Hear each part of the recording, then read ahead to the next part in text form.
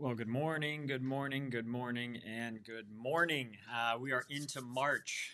Thank God February is over, and it was an extra day this year, too. So happy leap year, everyone.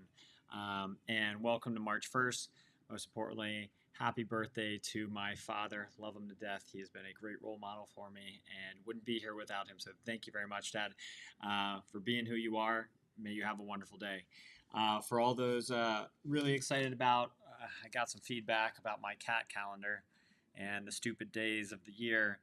So March 1st, in addition to it being my dad's birthday, it is also National Peanut Butter Lovers Day.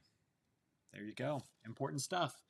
All right, hey, let's get into some fun stuff, shall we? Our weekly rundown, the top 5 stories that are that should be on your mind if you care about real estate and money. And so, the first one we're going to talk about, I'll give you the rundown as general. We'll get into the 3 social posts, our weekly poll, all that fun stuff, and we'll end with the blog and some jokes. But the top 5 stories that we're going to hit this week are there's a crazy stat, kind of a scary stat actually, about banks and their exposure to bad debt. Then we're going to talk about a beloved department store that many of us probably shopped at while growing up, or maybe we watched their Thanksgiving Day parade. And then we're going to talk about praying for affordable housing, what that actually means to you. We'll then move into the final 2 stories in our top 5, which is being blacklisted. What the hell does that mean? Who's getting blacklisted, and how does that have an impact on you? And finally, we'll close it out with the poster child of 401ks. And many of you guys know this. I absolutely hate 401ks. So this would be a very big change for me to say something positive, but stay tuned. We're about to get right into that. But first, before we do that, we're going to have a quick look at the markets. And the markets, as you can see, again, if you're watching this on Instagram, you're not going to see any of this stuff. But you're watching this on any of the other streaming things of LinkedIn, YouTube, Facebook, etc., then you will be able to see what I am putting up in the top left-hand side of the corner. And that is that the markets overall are green. The only thing that's still kind of red is that 30-year mortgage. It has actually crept up some more. It's at 6.9. So it's up 4% versus at the start of this year. But nonetheless, things are looking overall pretty good. Hopefully we can get that soft landing that the Fed Reserve has been shooting for. We all know if we can get that soft landing, then hopefully interest rates can come back down. But stay tuned on that. Now, we're going to get into our first poll question, which I've been loving seeing those responses from people on LinkedIn. And this one's kind of funny. I didn't like either team playing in the Super Bowl this year, to be clear. I was watching it for the commercials and the entertainment and the halftime show and everything like that. But it came to light last week that the streaker at the Super Bowl was a man who had placed a bet of $50,000 that there would be a streaker during the Super Bowl. So, lo and behold, in the third or fourth quarter of the game, he hopped onto the field and started streaking. And he was fined $1,000 after he was arrested. But because he placed a $50,000 bet, he actually earned $374,000 on that bet. I don't know about you. Would you have signed up to be the streaker then at the Super Bowl, knowing that you were about to make $374,000 on a $50,000 investment? I think I certainly would. But I found that one to be extremely interesting. And wow, I think bookies have a new thing they have to factor into their betting policies of you can't bet on yourself, kind of just like athletes can't bet on themselves in sports. All right, now let's get into our top 5 news stories. And we'll start up with the first one, the scariest one, the eye-popping stat on the bad bank exposure. So just so you know, there's a lot of banks out there. A lot of banks fail, actually. In 2023, the notable ones were Silicon Valley, First Republic, Signature Bank, and all that. But 2024 could actually be a lot worse. And the reason there is because there's about 4,600 FDIC-insured banks here in the United States.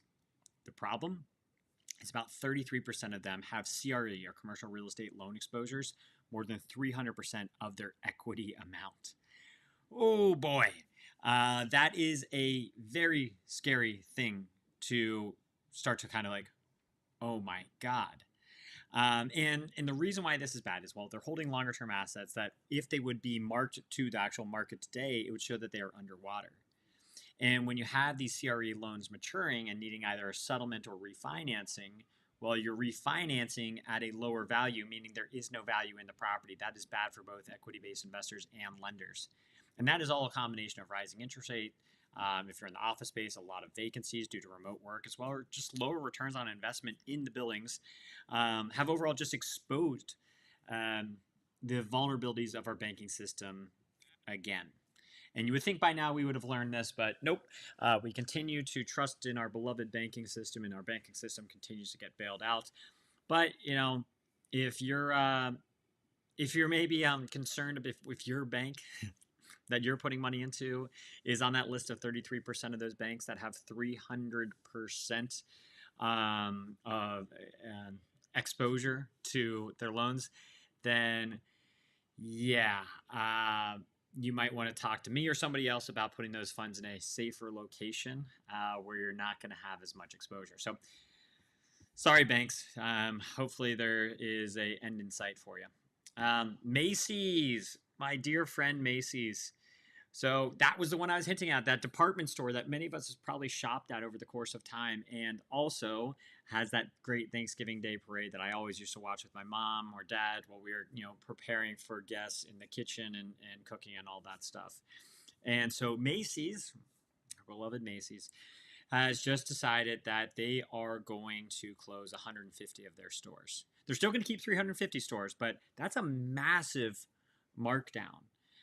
What is that? 30% of their stores are going away now, and it's a drastic shift in strategy as they gear towards becoming more high end with the remaining 350.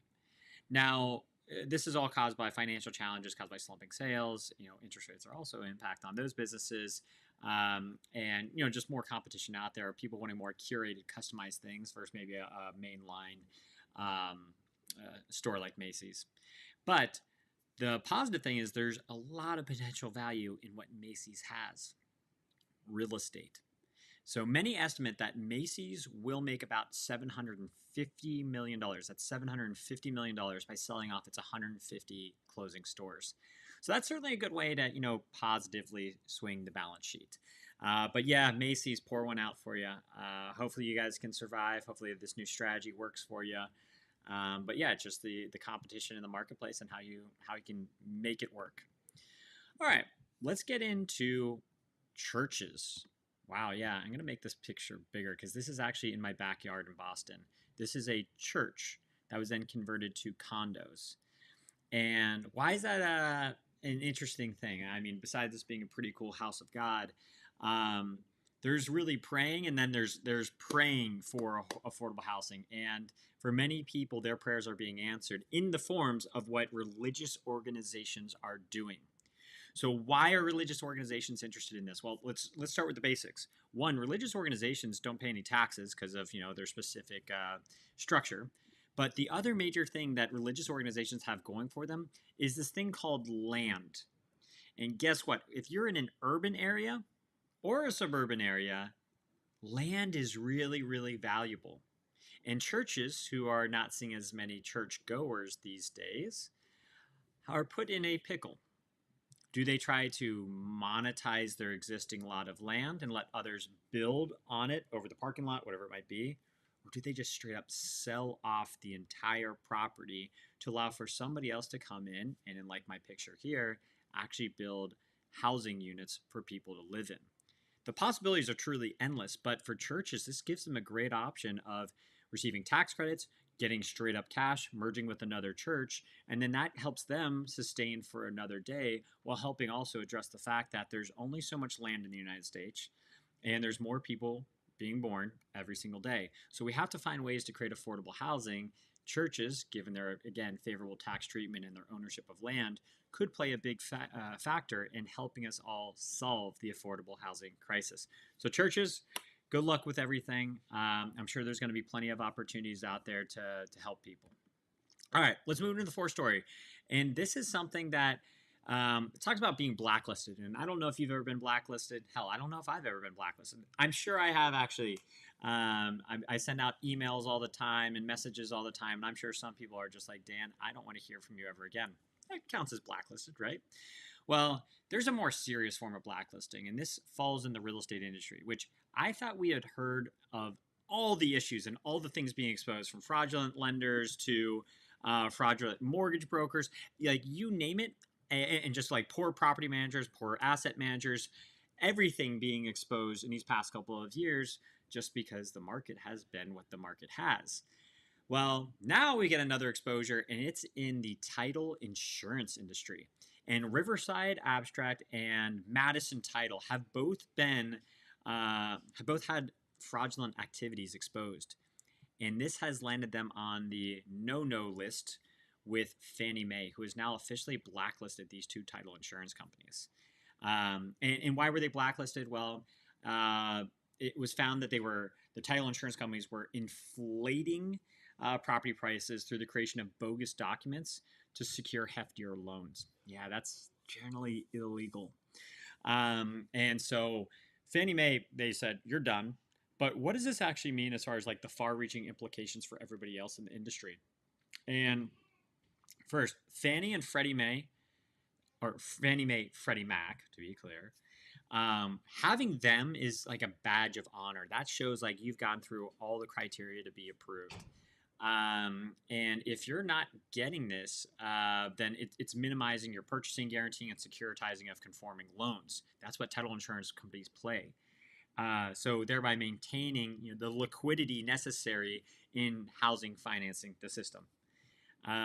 So with the exclusion of these types of title insurance companies, there creates kind of this cloud of uncertainty in the marketplace, and it could send some shockwaves in this industry. There could be like shifts that we could see within just the realm of title insurance. I mean, these are big players that have been doing some fraudulent things. And now lenders may be urging borrowers to seek out other alternative insurance companies. And that could really reshape the market dynamics that we're looking at in today's world. So be on the lookout, keep monitoring these situations. Again, nobody was expecting an insurance company or a title insurance company to be committing fraudulent activities. But if they're doing it, oh my Lord, how much more uncertainty are we going to find in the marketplace? All right, so that's the fourth story. Let's close out our top five with the 401k. And I don't know if you guys can see this, so I'll try to, actually I need to stare at it a little bit more as well. So you can see in 2021, people were sitting in a 401k at about $136,000. Then it dropped to $104,000 in 2022, and then it shifted up to $119,000 in 2023. So what does this all mean? I mean, first off, you guys know my opinions on 401ks. I believe it's one of the biggest scams in America. I believe that Uncle Sam is allowing for you to take all the risk, and then in retirement, when you're taking those required minimum distributions and you really need that money, they still get to take about a 25% cut of it, while having no exposure during those 30 years, 40 years that you're building up that retirement account. So I really kind of think it's a crap. But with that being said, there's at least some positivity here on the fact that retirement balances did grow, and they came back from that down of 2022. I mean, I personally lost 40% in my 401k in 2022, but you can see there's a pretty big drop. Yeah, it looked like it was at 30% based on what we're looking in the stats on this chart of it went from 136 down to 104 in just that 1 year swing. So they are bouncing back. Now, there's some things to be said about it. More people are actually taking loans out from their 401k. Generally not advisable, guys. But about 10% of people are actually taking loans from their 401k. And you're allowed to legally do this up to $50,000 or 50% of your total 401k amount, whichever is lesser. But you are paying an interest rate on that to the 401k provider. So I would strongly advise not doing that. There's plenty of other ways you can access capital without tapping into your 401k. Personally, the best one out there, an IUL, Index Universal Life Insurance Policy. You can use your dollar twice. So in that situation, let's say you had a $100,000 loan that you need to take out. Well, instead of doing that against your 401k, actually, let's make it like for like a $50,000 loan, because that's the max you can do on a 401k, a $50,000 loan that you take out. Maybe you're paying 5% interest on that $50,000 to yourself in an IUL, versus you're paying 8% on that $50,000 to Fidelity, ADP, whoever is managing your 401k. Much more beneficial to have your own policy because you're paying the interest to yourself, not someone else. But anyhow, so 401ks are at least bouncing back. If only there was a way they could be in an index and you had that protection of only going up and never going down. Oh, again, that's what an IUL is. So be on the lookout for that. I hope you guys are protecting yourselves, whether you're in a 401k or Roth 4th review, you name it. All right. Now let's get into, so that was our top 5 that we closed out again. We covered the banks. We covered the fact that, and in fact, I'll pop back up on the screen. So we covered the banks. We covered Macy's. We covered affordable housing through churches. We covered the trouble with title insurance companies and how they're getting blacklisted. And then we closed out with a somewhat positive note about 401ks. Guys, that's the most positive I'm ever going to be about a 401k, just to be clear. Now let's get into the real fun parts. Let's talk about our favorite social media post this week. And I hit it with a host of different people, but the first one here is Russell Brunson. Really awesome guy. I don't know if you've read any of his books. He's the guy that made ClickFunnels, and he's very entertaining. But what I love about him is he tells it like it is. And in his post that I've put up here, and I'm not going to read through all of it, but he's really just talking about the journey of a hero. And that's how you try to frame all of your sales topics, marketing stories, etc. is it's a journey. Like if you're watching a movie right now, my son has been binge watching Toy Story, which I still love that too. And you always understand that at the start of the journey, the hero is called, and they have a lot of hesitation, and they're just like, how do I even accomplish this? And why am I the one being chosen for this? And Ed Milet would always say, well, God doesn't call the chosen, God doesn't call the qualified, he qualifies the called. So think about it this way. If you get selected to be that hero in whatever situation it is in life, don't second guess yourself. Don't second guess why you were the one that picked for it. Take that opportunity, run with it, and make sure you're successful. Recognize there's going to be barriers in your way. There's going to be constant people hating on you and not wanting you to succeed. You're the hero of that story. You just got to keep on pushing through it. So thank you, Russell Brunson, on re-emphasizing that. Let's hop on over to another guy that I love. His name is Ivan, and he is my partner, Ivan Vian, the Apartment Ninja Warrior. Gosh, if you guys ever had a chance to talk with Ivan, or if you haven't had a chance to talk with him, you should. He's a master of asset management and multifamily. I'd be lying if I said the real estate market has been great for us in the past couple of years. But without Ivan, oh, Lord, things could be a lot worse. The guy has his pulse on the management of day-to-day operations. Makes sense. He was in the military for 21 years. So he knows a thing or two about strategy and operations, but still, he hits it with this post really well of just talking about, in his experience, drawing from his days as a B-1 bomber. We always began with a clear target in mind. And that's exactly what you have to have in today's real estate market. You're going to start off thinking that, this is the picture, or this is our end goal. Now, how we're going to get to that end goal might be this. And it's the ability to pivot, but still recognize the end goal of that mission is to deliver these results to our investors while serving our tenants in our community. And Ivan hits that really well in his post this week. So Ivan, thank you very much for that, my friend.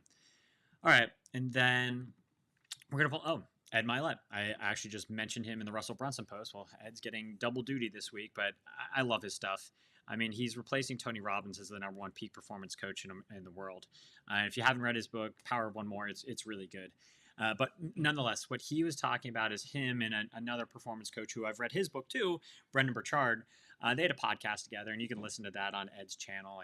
Ed's all over the damn place, so you can find it. But nonetheless, what they were talking about are the personal practices and principles that they utilize to get through that thing called life and the stressors that are going to be thrown at us. Because the great sage Mike Tyson always said, everybody has a plan until they get punched in the face. And so Ed and Brendan talk about it in their podcast of the various strategies that you could implement to foster a more peaceful and resilient mindset, the ways of recognizing that you are going to have to fight back against discouragement, doubt, and delusions. But that ultimately will strengthen you, and it's all in your mindset to be able to get through the dark times. Because as they always say, it's always darkest just before dawn. So Ed, thank you again. You've been definitely a motivational figure. Hopefully more people are finding out about you as they look to become more glass half full in their life. All right. So those were our top 3 social posts. Now I'm going to get into our favorite thing, which is leap year, right? Or is that really your favorite thing? I don't know. But leap year was yesterday. That's why we are now on to March, which you guys can immediately tell my mood is so much better because I hate February. But with that being said, leap year, why does it occur? Well, from a true technical standpoint, it occurs every 4 years because ultimately we need to make sure that we are in sync from an environmental standpoint. And that hits for like seasonal alignment. If we didn't have these leap years, then eventually over the course of time, February might become like August and you're growing crops in August. Like things could just get very wonky. You got astronomical events. You got many cultural and religious events tied to specific times of the year based on the month. So another reason why you need to have leap year. And then just from like civil planning organizations, economic implications, again, having a clear calendar where the seasons line up with it properly is why you need leap year. So that's a quick overview. You can Google that and find that for yourself. But to move on to like what can leap year actually teach us? Yeah, us the individuals. There's a few things. There's 5 particular lessons that I think leap year can teach us in life. The first one, adaptability. So just as our calendar needs to adapt to Earth's orbit around the sun, leap years teach us an important element of being flexible in the face of challenges and unexpected events that might occur in our life. They remind us that sometimes adjustments are necessary, actually, to stay in sync with our goals and our surroundings. And like hopefully again, leap year is just a reinforcement of that, and hopefully we're not having to use every 4 years to remind us of that. Maybe we can remind ourselves of we need to be adaptable every single day. That's a reminder for myself. My wife will tell you I'm very routine oriented, and I am not the best at being adaptable, but it's something I certainly need to work towards. Point number 2, long-term planning. So as you can tell, leap years have been around for a long time. It comes every 4 years. And it highlights the importance of long-term planning because realistically, if you're not planning properly for a leap year, then like I said, the seasons get all out of whack. So in the same way, this teaches us long-term planning in our life and the consequences that could occur of our actions and making plans accordingly can lead to more stable and successful outcomes. So just like people several years ago planned out leap years to be every 4 years ago, if you're focusing on retirement in 30 years, that's long-term planning. If you're focusing on your kid not having any college loans, well then yeah, you're focusing on long-term planning the day that they are born. So that is all about long-term planning. Again, another reinforcement from leap year. Third is balance. Leap years reflect that balance is necessary in order for all aspects of life to properly evolve. And just like that extra day in February, which again, why can't it be any other month? But it helps us balance the calendar. We can learn balance of our time, our energy, and our resources to achieve harmony and fulfillment. So thank you again, leap year, for that reminder. Resilience is number 4. And leap years demonstrate kind of the resilience necessary in the face of challenges. Despite all the complexities of timekeeping, astronomical calculations, you name it, we've devised this system that withstands the test of time. And it's been around for hundreds of years now, right? So resilience can inspire us to overcome obstacles and find very creative solutions to our very own lives. And that, again, is a strong enforcement of leap year. And finally, the 5th and final lesson for the week for us on leap years is the cyclical nature of time. They remind us of the cycles of nature and human existence, just as the Earth orbits the sun in a predictable pattern. Our lives often follow cyclical rhythms of growth, change, and renewal. Understanding and embracing these cycles can provide insights and guidance as we navigate through life's ups and downs. So that is kind of the 5th thing. So I'll read them back to you. It's adaptability, long-term planning, balance, resilience, and cyclical nature. Now, of those 5 lessons, I would say long-term planning is actually the most important one to me. And it kind of reminds me, and hopefully some of you guys remember this, the marshmallow test that we read in all those psychology classes. And if you guys don't remember, the marshmallow test was given to kids to test their ability to handle delayed gratification. And psychologists who ran the test found that children who were able to delay their gratification and wait longer for their second marshmallow, for the larger reward, tended to have better life outcomes later on. Like follow-up studies showed, that children had higher SAT scores, better educational attainment, healthier body mass indexes, and other positive outcomes compared to those who had immediate gratification. And the anchor to all of that success was thanks in large part to this thing called self-control. And the ability to resist temptation and exercise to make better decisions is crucial for success in various areas of life.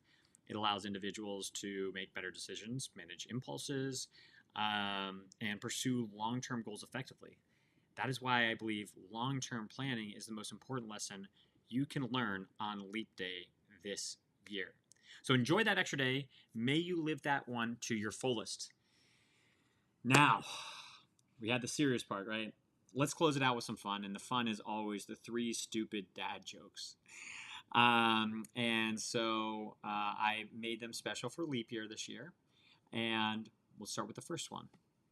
What do athletes wear on Leap Day?